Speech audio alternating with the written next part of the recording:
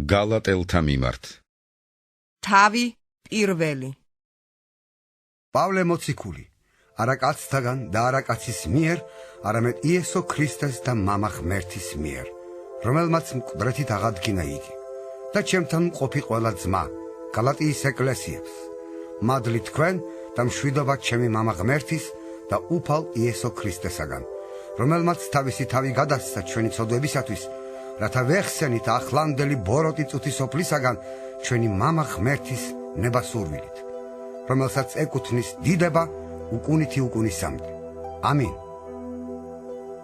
მიგვირს, რომ ასე მალე გადახვედით სხვა სახარებაზე იმისგან, ვინც მოგიწოდათ ქრისტეს მადლით.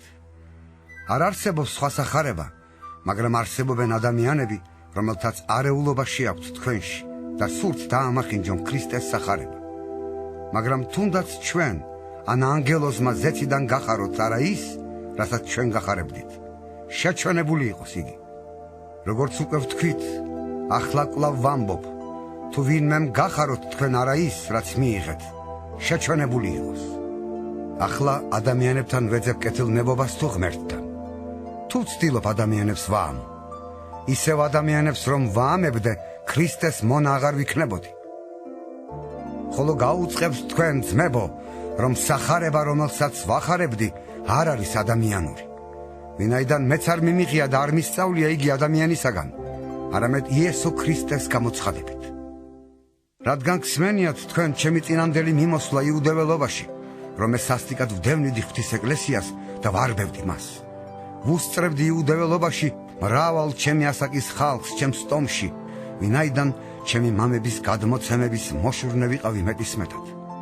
ხოლო როცა კეთილინება ღმერთმა, რომელმაც გამომარჩია დედის საშოდან და მომიწოდა თავისი მადლით გამოეცხადებინა ჩემში თავისი ძე, რომ მეხარებინა იგი წარმართთათვის, ყის ვეროდივე თათბირე ხორცსა და სისხლს.